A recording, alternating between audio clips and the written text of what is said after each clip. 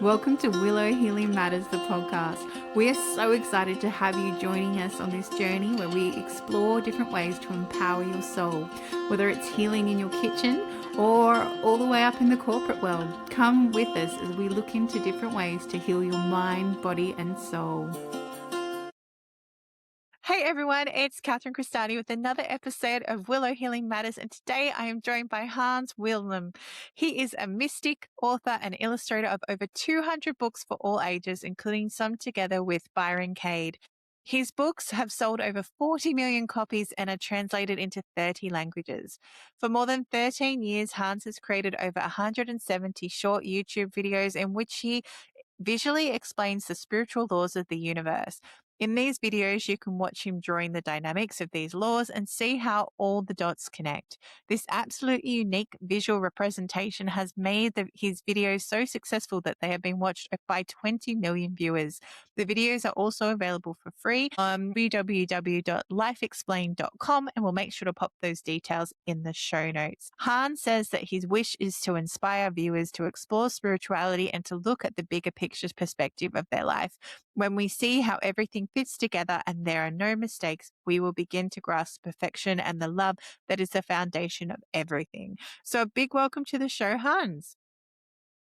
Thank you, Catherine. I'm delighted to be on your show. Nice to meet you. I'm happy Nice to meet you talk to too. you. 200 books. Wow. What inspired you to start writing, and how did you first learn or start to learn about the spirit laws? Well, my writing is mostly for children. I've done for the last 30 years or so, or even more, 40 years. I've been writing and illustrating mostly for children around the world. So it's a different market altogether. It's not my spiritual interest. It's usually books about children and for children and young children, babies and toddlers and so on. So that added up very quickly to 200 because I enjoyed doing it and I've done it for many, many years. But then certain things happened in my life where suddenly was sort of suggested to me to bring out what I have learned over the years on the spiritual path, because I've been a spiritual searcher and student for 60 years by now and have learned a lot of different paths. And over the last 40 years, I have discovered, 40 years ago, I discovered a path which came through a woman in Germany.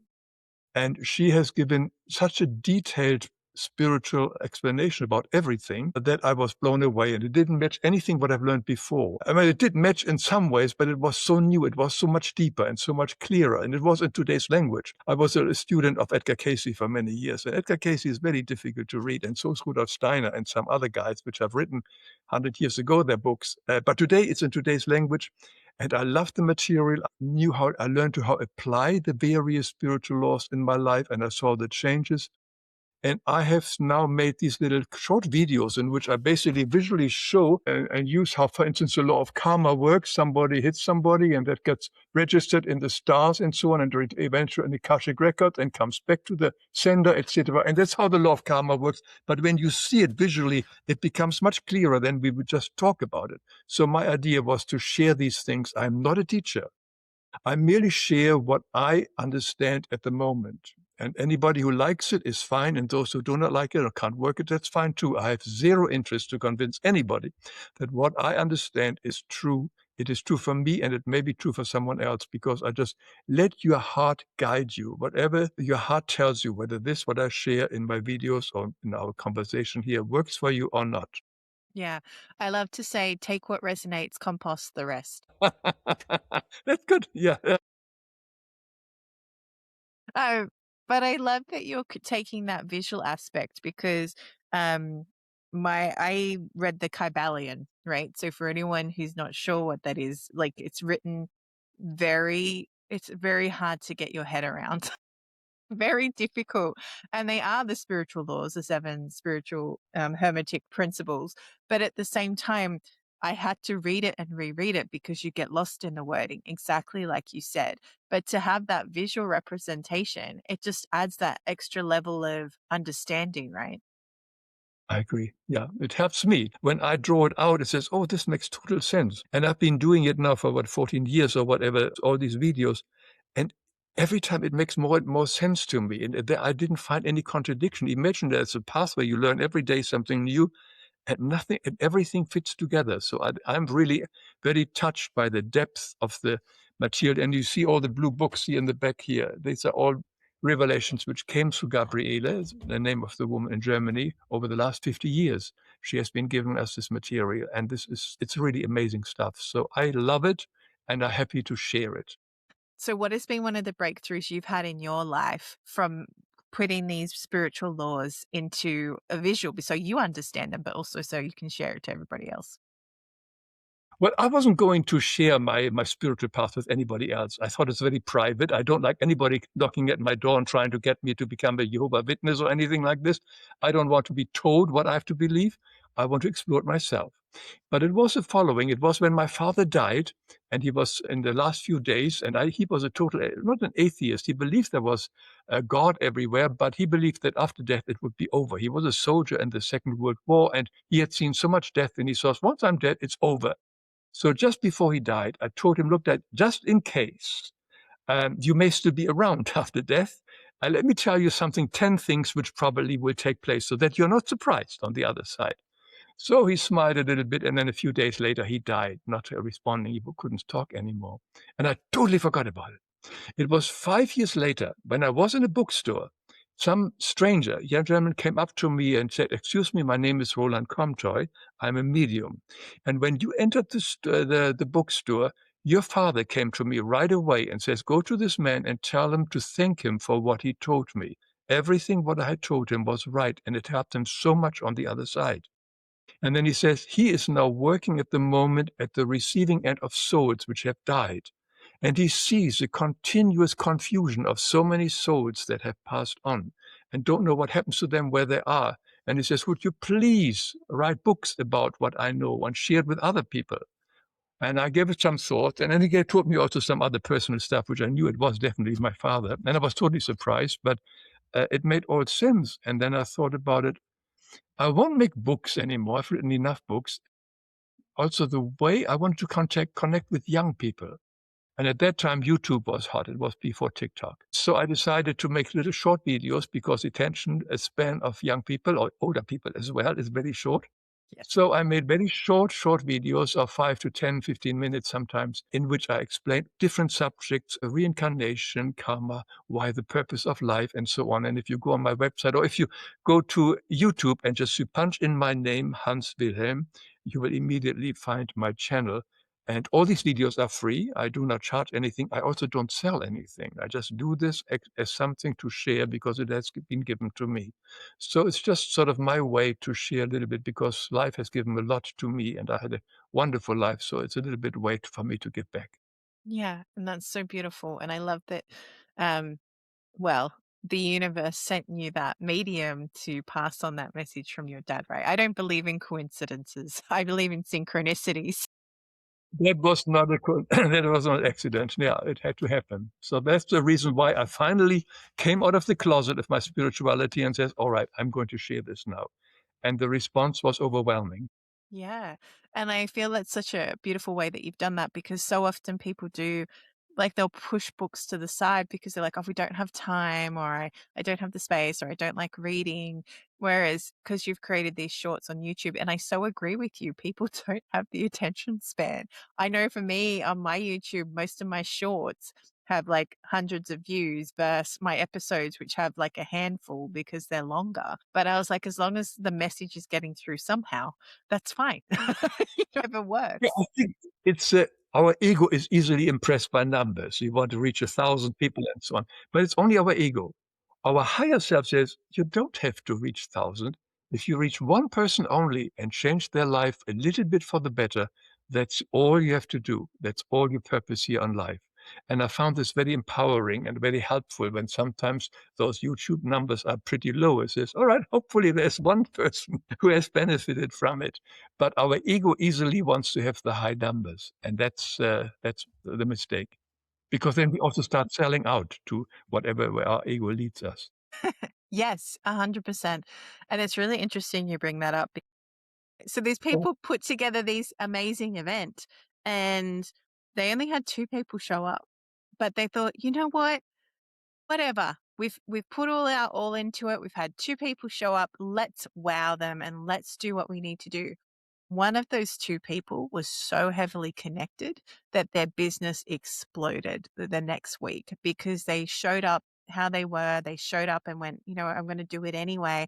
And like you said, whether you touch one person or 1,000 people's hearts, whatever it is that you need to do to cause that shift, it's such a powerful impact. You don't know who's in the room. You don't know who's on the other side, and you don't know who you're always talking to or how connected they are. So, why not show up 100% as yourself and give your all if you can? Yeah, I'm reminding myself always of a wonderful story which was written by Dolores Cannon. She had lots of people, of course, speaking to her. She did past life regression. And the one story which I always remember was about this businessman who came back and says, when he came up to heaven, so to speak, um, there was the group of spirit beings who asked him, now look at your life, what have you done, what have you done? And he looked and says, "But did you do anything good?" Well, he says, yeah, I gave a lot to charity. It was during the depression. I tried to keep my business going. I tried everybody to keep it work and so on. And basically, he felt I did a good job. And they all smiled and says, "Oh, that's not the main reason for what you did in your life." And he gave a lot of other things and so on, what he did, what he thought was good and so on. And then finally, somebody says, "Remember the bus stop?" And he said, "Bus stop? I never drove a bus. I always walked from my house to work, and I've never been in a bus stop." Just think again. And then slowly the story came that he remembered one day walking to his factory. He was passing a bus stop, and there was a woman sitting in there crying.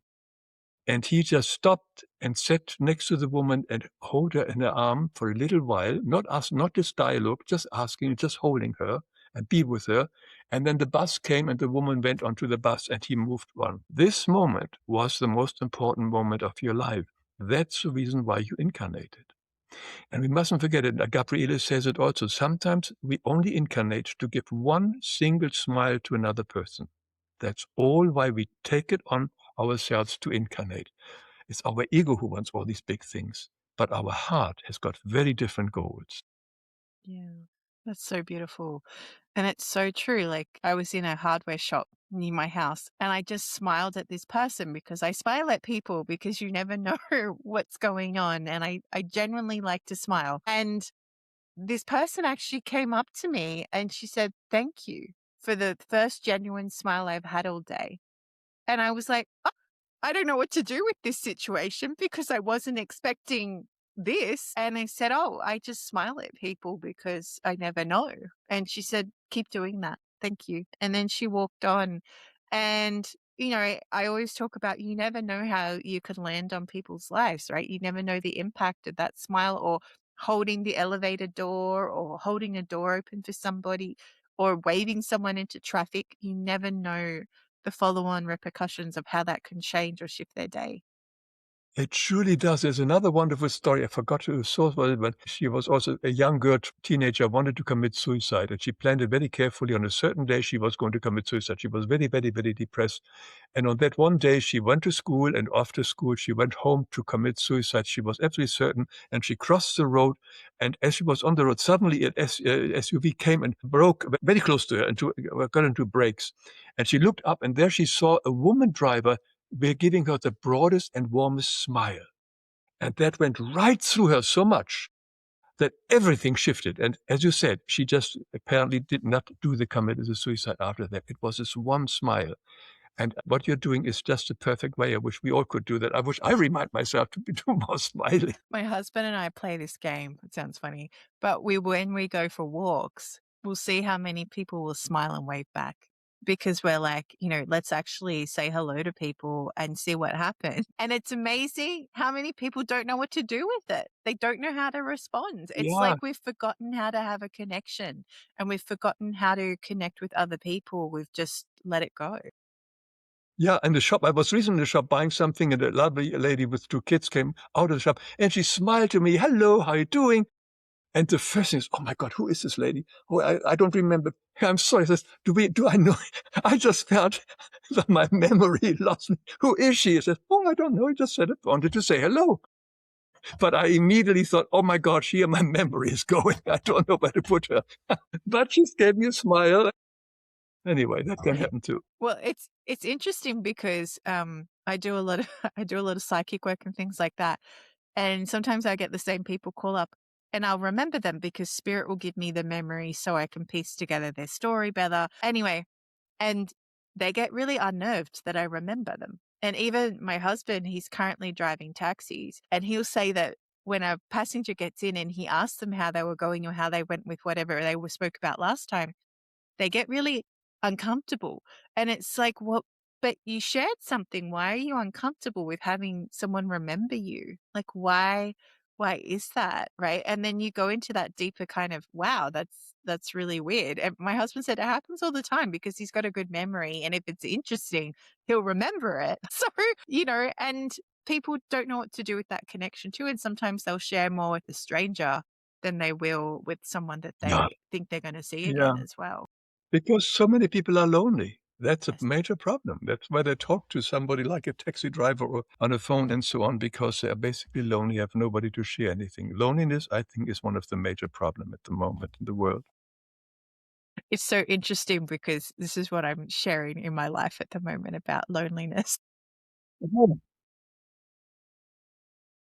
And I actually share that loneliness isn't a bad thing. It's just an invitation to get to know yourself more. And it's when we're afraid to be alone with ourselves that's where the issues start to arise because we will make choices out of loneliness rather than facing ourselves.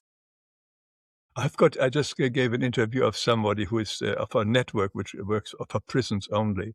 And I remember there was a Rumi quote, which I now have not here. I'm just something like saying, I have taken everyone away from you, so you are alone, so I can be alone with you. This is what God says.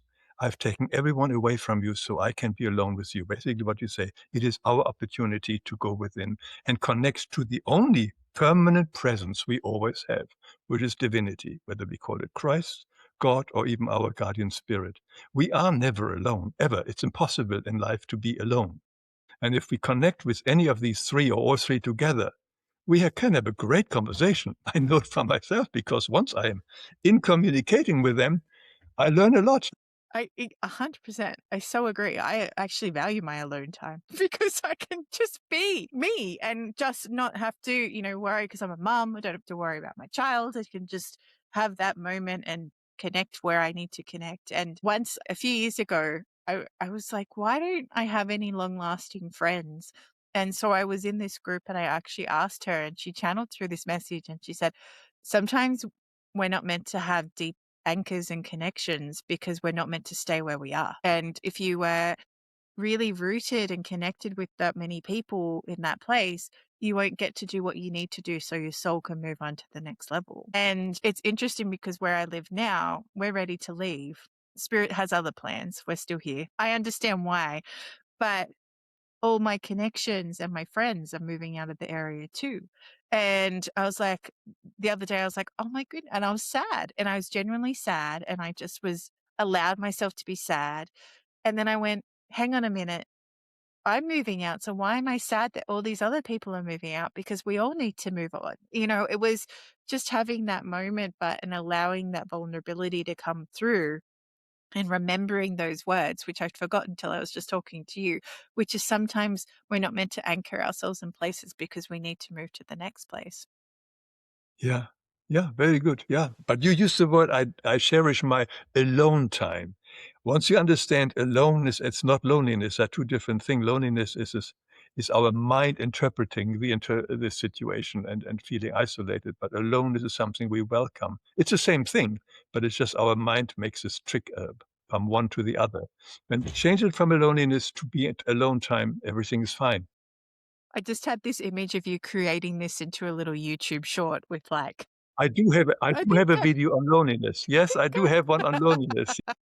that's what I was being shown. Thank you. What have you found with your shares that was one of the spiritual laws that made more sense when you drew it? Which is there a particular one that stands out? I think it's the overall situation about why we are here, the law of karma, and the law of cause and effect. I think the most important thing which I did never really find in the other path is the fact that I am a pure, perfect spirit being originally, which means I have, like the rest of us, fallen into materialism and negativity in a way, but I am at the essence a pure being, a loving being as an essence. It's not that I have to grow slowly from, let's say, from a toad to an animal, etc., to a monkey, to human beings, eventually become an angel. No, I have been what we may call an angel. And I've fallen. So in other words, I don't have to learn anything. I have just to remember everything. And it's much easier when I says, I've been there. I can go back there. It's much different than it says, I want to have reached all this mountain there. I've never been there. Will I ever make it? Yes, I will make it because I've been there. So that gave me a lot of confidence that I am walking on my way back home. And I think everybody else is doing the same thing. We are all together bringing us home. Yeah. Beautiful. So beautiful. And I love that you've already done that. So, my other favorite is saying, what's the worst that can happen? What's Yeah, the worst yeah. that can happen?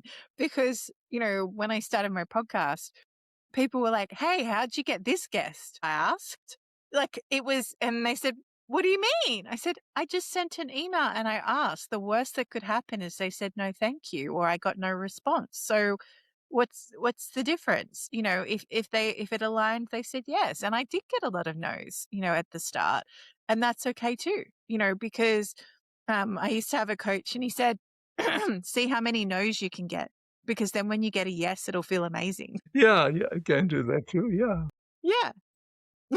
Because, this is the thing. And even sometimes, I have a lot of clients and for myself where I say, well, play out the worst case scenario.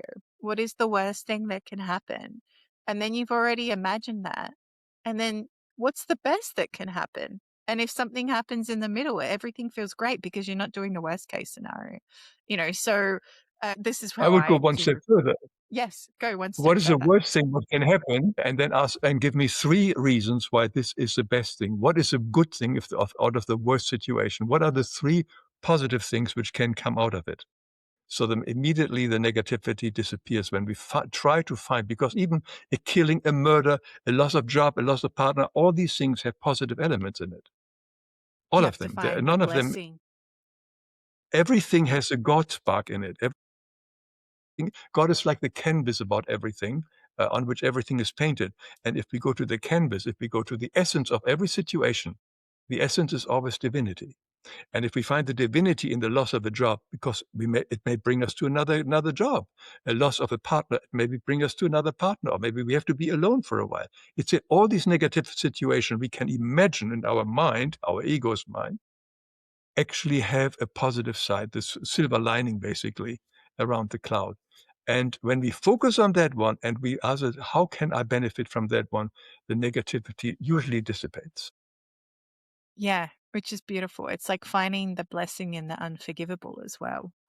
That, Yeah. a lot of the time we go through these situations in life and people go, oh, I can never forgive them. Well, then you're just disempowering your life. If you can't find the forgiveness or find the good in that, then you're stopping you from expanding, not them. Like, or the situation or the event or whatever it was, you're giving their power still to them. This is what we've been so conditioned to believe, that you forgive and forget, right? But it's like, no, you forgive to take your power back. Yeah. Forgiveness we give to ourselves. And it's always the old-fashioned forgiveness. If I'm now if you've done something wrong and I'm now will forgive you, I put myself above you. It's my ego. The whole forgiveness, as we are taught, is ego stuff. And it's Mm. to understand that the other person has never harmed me in the first place. That's fun. Then I come from a very different level, and I explained it in my video that it's radical forgiveness is the idea, to really understand that the other person has never done anything harmful to me. He has only helped me further on my evolution, whatever I had to go. To understand that, even if it's a painful situation, a horrible situation, but it is there what I needed to experience because that was helping me for my next level. Yeah. And then when you can find the blessing through that and see the gift that it gave you, and like you touched upon earlier, yes, you lost your job, but it allowed you to go into the new one, and so often I have clients come in and we talk about what they need to let go of because it's not serving them anymore. And then as soon as they do that, they'll get their dream opportunity or their dream partner or their dream place to live or whatever it is, but they have to let go of something first in order for it to allow that to come in, because energy is not created or destroyed, it's only transferred. And we just think we can keep opening up more and more and more. But it's like, actually, no, you have to let something be destroyed first and Yeah. then it can recreate something new, like the phoenix. Yeah, no, absolutely right. Yeah. And the other question I have is, when you stepped more into your spiritual aspect and understanding death on the other side, what was something profound that came through? What I told him, well, first of all, for somebody, imagine somebody who doesn't believe that life continues. First of all, it says, number one is there is no death. This is only a transition from the physical body, and the soul leaves the physical body, but you still have a body. It's an astral body, an ethereal body, similar like the present body. So that's something that's new to us to understand. In this new kind of appearance you are there, you also can't hide anything. Basically, you show who you are. You're also, unfortunately, taking all your vices, your ego, and so on still with you. It doesn't die with the body. So if you're a nasty person in this life, you probably are a nasty person on the other side too. But most of us will be meeting our spirit guide and also maybe loved ones who have died before and even pets to welcome us, which is probably, I would say, the majority.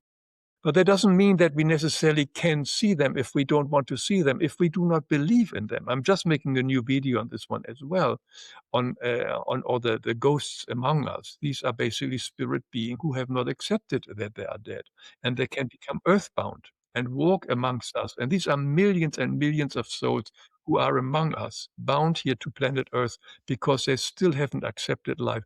I mean, the best movie on this one is The Sixth Sense, which basically shows it marvelously. So there are a lot of these things, and I mentioned in a way, yeah, they're guided. Basically, what I say, just allow yourself to be guided by your guardian spirit. And there's a lot of stuff now on the internet. This was before my father, but is recently is a don't go into the light, which is a trap and whatever. You probably heard that too. But definitely go into the light. Go into where the angels want you to go. Embrace it. Yes. And Yes. don't be a fool, because who would not then not do that? And besides, I also don't think you have much choice there. You will be drawn. If you listen to the many NDEs, the near-death experiences, they don't have a choice. It's, shall I go to the light? Shall I not go? They are drawn into the light. This light is so inviting. It is so loving. It is so powerful that I think we don't have much choice anyway. So surrender to the light and surrender to your guardian spirit, who will take you exactly where you need to be next. These are just a few of these things which I probably mentioned to him, and this was totally new to him, and he wouldn't. He says, this is sort of my voodoo stuff, but not for him. But when he was on the other side, he probably saw exactly as I told him, because these are not secrets. Any spiritual path says that. And this is not only from Gabriele. Anyone knows that, who knows about life after death. Yeah, and I find a lot of the time it's religion puts these constraints on what we believe will happen once we pass. And because I've had souls show up at my house who were the earthbound and stuck. And Mm. sometimes I just need to have, and I literally open a portal, Hans, of light so they can go home. That's literally what I do. Right. But sometimes they're really stubborn about it. And sometimes they actually leave their inner child behind. It's so interesting. So I have to then reconnect them with their inner child because they've lost their childhood innocence. So they need to reconnect with that. But what's really interesting was I was working with this client and he actually passed, and his wife contacted me because that's how I started working with him. And she said, the family is saying if we don't get rid of all the belongings, then he won't move on. Like, I'm trapping him. And so they had young kids and everything. I said, no, that's not true. I said, he's here right now. He's just shaking his head. No, keep it. Keep my shirt. Keep it. It's fine. And she's like, really? And she goes, I wish he was with me. I was like, he is with you right now. Like, he is with you right now. Like, he's there for you and the kids. Like, he is there. And, sometimes from everything that I've learned from people that have come from, who have passed over and come forward, it's amazing how many are there just to go, hey, can you tell my loved one this, or can you pass this on, or because there's just something unfinished that they need to get across. Or like you said, they're the other end, where if they die, I find if they've passed dramatically, they don't know what to do because it's like they have so much unfinished business.